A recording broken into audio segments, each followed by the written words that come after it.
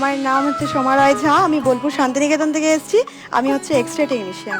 Interesting কাজ কিন্তু না, হ্যাঁ মানে টেকনিক্যালি অ্যান্ড ইমোশনালি একদম, একদম। বেশ এক্সাইটিং একটা কাজ। কবে থেকে শুরু হলো তোমার কাজ? 12 বছর হয়ে গেল আমার এক্সরে টেকনিশিয়ানের জব করা।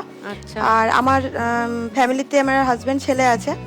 আর আমি এক্সরে টেকনিশিয়ানের ছাড়াও আমি অনেক কিছু আরও মেডিকেলে পারি, যেটা হচ্ছে ইসিজি, হল্টার মনিটরিং, ইনজেকশন দেওয়া, ক্যাথিটার করা, স্লাইন দেওয়া, সব কিছুই পারি। ব্লাড কালেকশন করা। এগুলো কোথায় শিখলে? এগুলো আমি কোর্স করেছি, একটা সিএমআইটি বলে এক্সরে কোর্স হয়, সেটা আমি কোর্স করেছি হচ্ছে 1.5 বছর। আর নার্সিং ট্রেনিং করেছি 2 বছর। আর এইগুলো করেছি, তারপর আমি একটা জব করছি এখন। আচ্ছা, সোমার কাজের কিছু ভিডিও আছে, আপনাদের দেখাই। এটা কি পিঠের এক্সরে হচ্ছে? হ্যাঁ, এটা ডিএল স্পাইন এক্সরে হচ্ছে, যাদের ব্যাক পেন থাকে স্পাইনাল করে।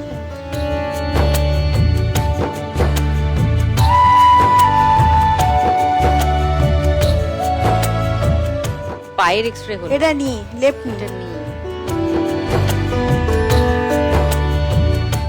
এই কাজটা যখন করো তোমরাও তো অ্যাট রিস্ক থাকো, তাই না? একদমই তোমার তাই। বডিও তো অ্যাট রিস্ক। একদম। আমি দেখলাম ওখানে তুমি একটা কিছু জ্যাকেট, এই জ্যাকেটটা আমি পরেছিলাম দিদি, কারণ এটা হচ্ছে লেড জ্যাকেট। এটা কারণ এক্সরে রেটা আমরা যখন পাই, এক্সরে রে তো খুব ক্ষতিকর জিনিস, খুবই খারাপ জিনিস।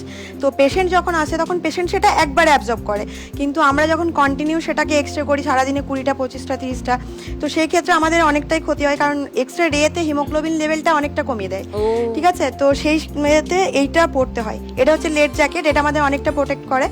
আর এর পরেও যেখানে আমাদের এরকম একটা এক্সপোজার মেশিন আছে, যেখানে আমাদেরকে মেজারমেন্টগুলো করতে হয়, সেইখানেও একটা লেড গার্ড আছে, মানে পুরো একদম ফুল মাথা থেকে পা অবধি একটা লেড গার্ড ওখানে থাকে। আচ্ছা, সেই জন্য ওটা হ্যাঁ এটা lead-এর আর এর একটা guard-ই- থাইরয়েড গার্ডও আছে। কিভাবে পড়তে হয় এটা? এটা এইভাবে খুলে মাঝখানে এসো, এখানে এসো।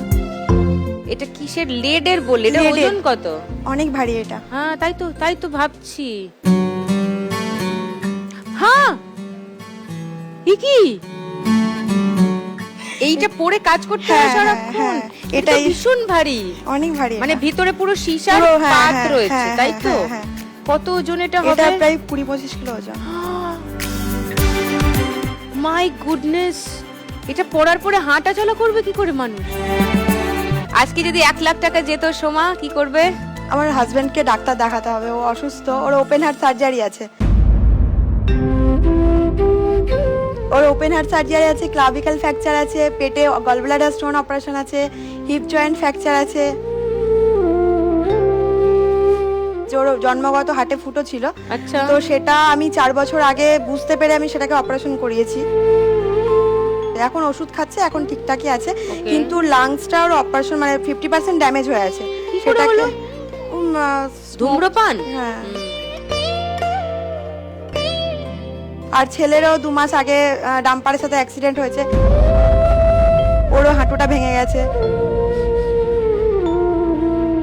আপাতত একটু হাঁটছে। করেছো কি তোমরা বাবা ছেলেতে? আরে বাপরে, আচ্ছা, এত কিছু ঘটিয়ে ফেলেছো। হ্যাঁ। এবার এগুলো তুমি 1 লাখ টাকায় সব সামলাতে পারবে?